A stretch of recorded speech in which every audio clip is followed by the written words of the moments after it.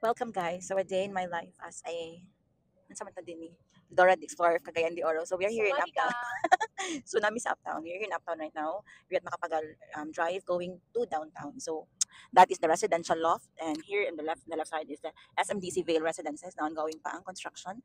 So we are from Cagayan de Oro City, you guys. So comment down below your location while watching this video. So this is the Primavera City condominium on the right side. On the left side again, the Arturos and other food houses and restaurants, and then that's our Hall of Justice. So in this area, traffic kitcha diri because of grabe na nga progress sa Cagayan de Oro. And then this is Petron on the right. So we will be turning left because we are going downtown. Okay, so this is the Mastersons Avenue.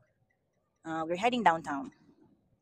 If you are a Cagayanon and is currently working abroad, so you are going to watch a sneak peek of what's going on in Cagayan de Oro right now, the progress and everything.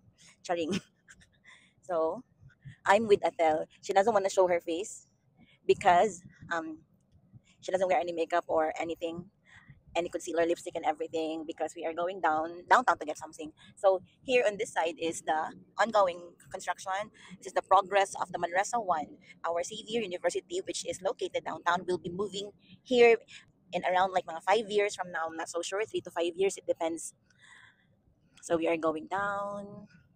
So imagine once Xavier or Manresa One will be done and we'll start moving Xavier here, Xavier University. This street is going to be extremely traffic na ganing ni siya karon nga wala pa nahuman ang Manresa. That's the Manresa there. So time check, it's what time? What's the time? It's 2:17 p.m. Init na gid siya no. So this is the kahabaan of the Mastersons Road. At night time, you will see here cat's eye solar lights. Cat's eye ba natawagan na? There are so many cars na Cagayan de Oro is not like before na nga very pamingaw. Cagayan de Oro is traffic na gid siya kayo.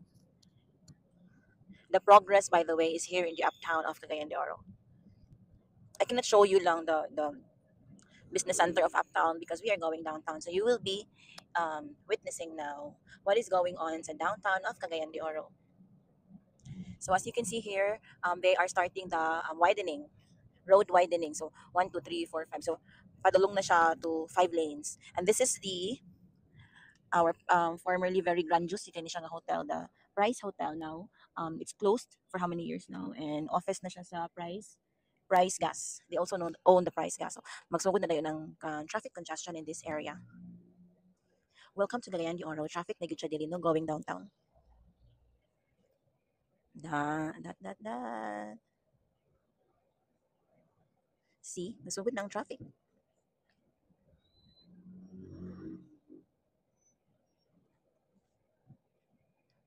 Di ba? Slow moving na ang everything. It's still 2:19, so maybe siguro na dautan somewhere down there. Over there. Anong inani naman siya kahinay nga early pa man kaayo. But in this area dude, every morning from like 7 to 9:30 or 10 in the morning, heavy gid ang traffic dili. We don't pass by here mga na oras because it's gonna be a very bad decision, Charit. So our driver here is Atel.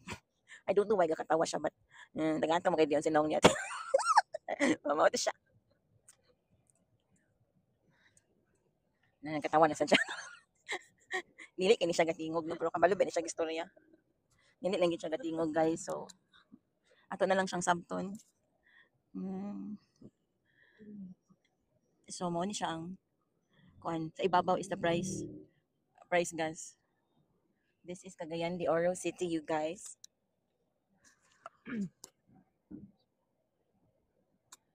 Di ba hinay kaayo? Diyan nga car, Brio, Honda Brio, gamay din ang Brio no. Nasa siguro bangga or something hinay kay dagan. Or nadautan. Ba.